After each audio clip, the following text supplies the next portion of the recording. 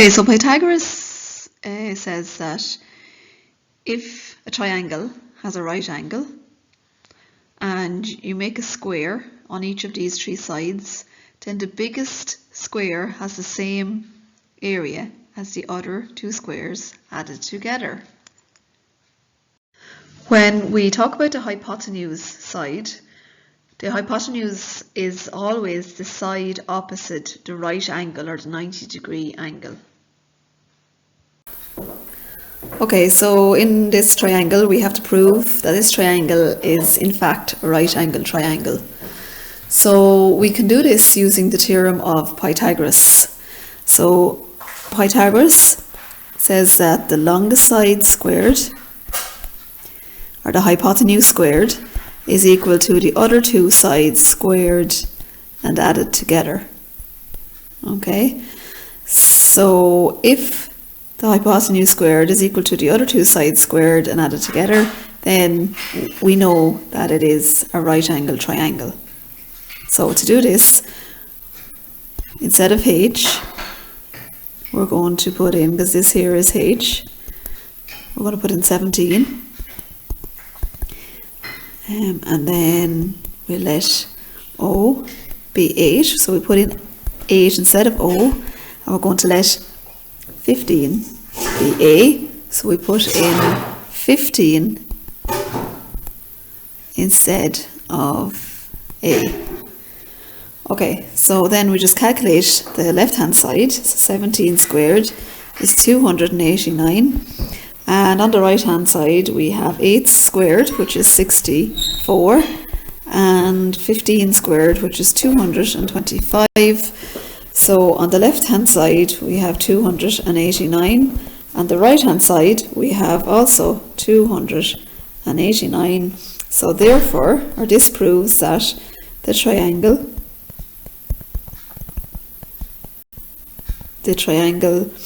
is a right angle triangle.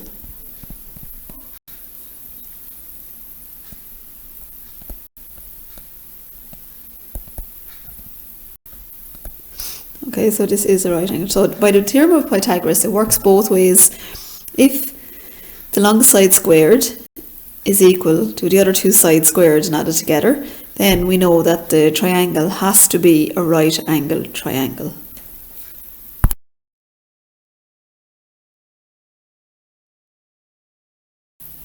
Okay, so we're going to look at finding the hypotenuse. So the hypotenuse, or also called the side x here, is the side opposite the right angle. We're going to use Pythagoras to find it. The theorem for Pythagoras is h squared, or the hypotenuse squared, is equal to the other two sides squared and added together. So to do this, we don't know what h is. We could even replace h with x if we wanted, because it's the unknown. We don't know what it is. And we are going to, we know what O is. We're going to get the side O. We put it in brackets, squared, plus the side A squared. So what we do then is we have x squared is equal to 4 squared is 16, 3 squared is 9, and x squared is equal to 25. But we want to get x on its own because we want to find the value of x, or in other words, the value of the hypotenuse. So what we do is we get the square root of x squared, and we get the square root of 25. Okay, so if we get square root of x squared, the square root and the squared will cancel each other out, and what that will give us is just x, and the square root of 25 is 5.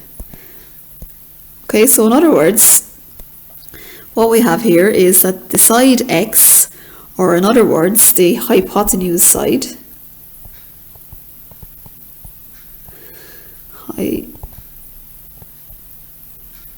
hypotenuse side is 5.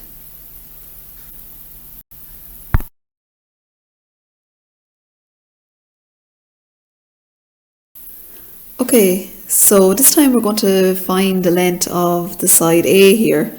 The difference with this question is that this time we have the hypotenuse. The hypotenuse is 10. So the hypotenuse is always the length of the side opposite the right angle.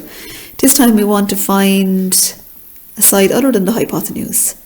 Okay, so we always use the formula for Pythagoras. So we're going to say that h squared is equal to o squared plus a squared. And we're going to fill in what we already know. So we know that h is 10. It's safer to put it in brackets. O is 6. And we don't know what a is, so we'll just write it as a squared. So to find out what a is, we need to get a on its own. So the next step is we square our 10, it gives 100. 6 squared is 36 plus a squared. Now if we want to get a squared on its own, we're going to have to take 36 from both sides. Okay, so that will remove the 36 from the right hand side, and a will then be on its own. So what that gives us is 64 is equal to a squared. And what we have then is, if we square root both sides, what we have is a is equal to 8. So from that we know that the side A is equal to 8. So that was using the theorem of Pythagoras to find the side A, and side A is not the hypotenuse in this case. Okay, so in this triangle we're asked to find the side x. Now the side x is not the hypotenuse, okay, because we know that the hypotenuse is the blue side here and it's always opposite the right angle, so the hypotenuse is actually 5. But we can find the length of a side of a triangle by using Pythagoras.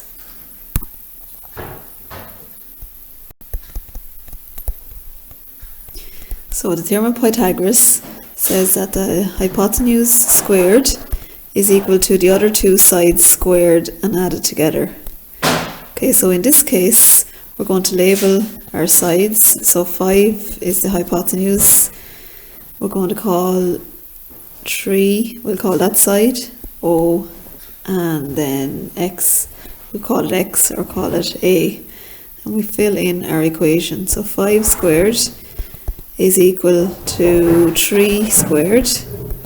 We'll put those into brackets, and a squared, which we can call a or call x. So that gives us 25 is equal to 9 plus a squared. Okay, so we want to get a on its own, so we subtract 9 from both sides. Okay, so that gives us 16 is equal to a squared. So we need to find out what a is, so we need to get the square root of both sides to get a on its own. So what we have then is a is equal to 4. So we know from that the side x is equal to 4. And we found this using the theorem of Pythagoras.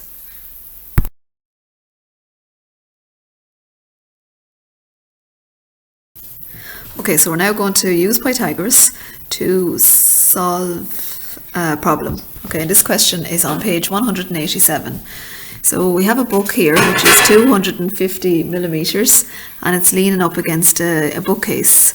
And the foot of the book is 160 millimeters from the bottom of the shelf. Okay, so what we have to do is we have to calculate the perpendicular height of the shelf correct to the nearest millimeter. So this is a Pythagoras. We know we can use Pythagoras because it is a right angled triangle, and we already know two sides of the triangle. So the first thing I advise you to do is to pick out the triangle. Okay, so you see we have a triangle. This side here is 250 millimeters, and this side here is 160 millimeters. So this is your hypotenuse side, and we can call this opposite, and we can call this adjacent. So we're going to use Pythagoras to find the length of side A. Okay, so if you remember, our hypotenuse squared is equal to opposite squared plus adjacent squared. So we just fill in our Pythagoras formula. H is 250.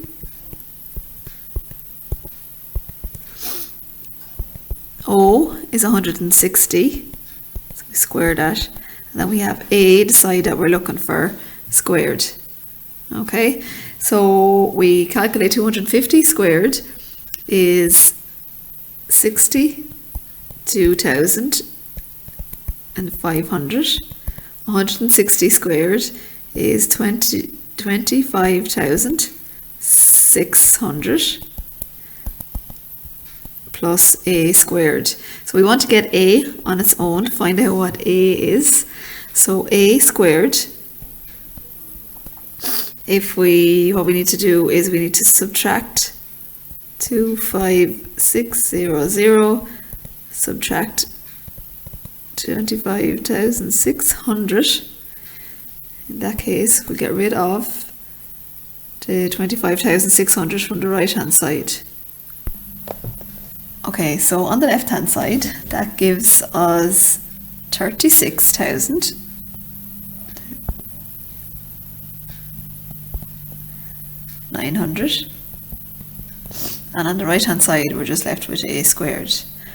Okay, so we just need to get A on its own now, so we get the square root of A squared will give us A. And on the left hand side, if we get the square root of 36,900. Okay, so the square root of 36,900 is 192.094. So we were asked to find our answer correct to the nearest millimeter. So our answer is side A is equal to 192 millimeters.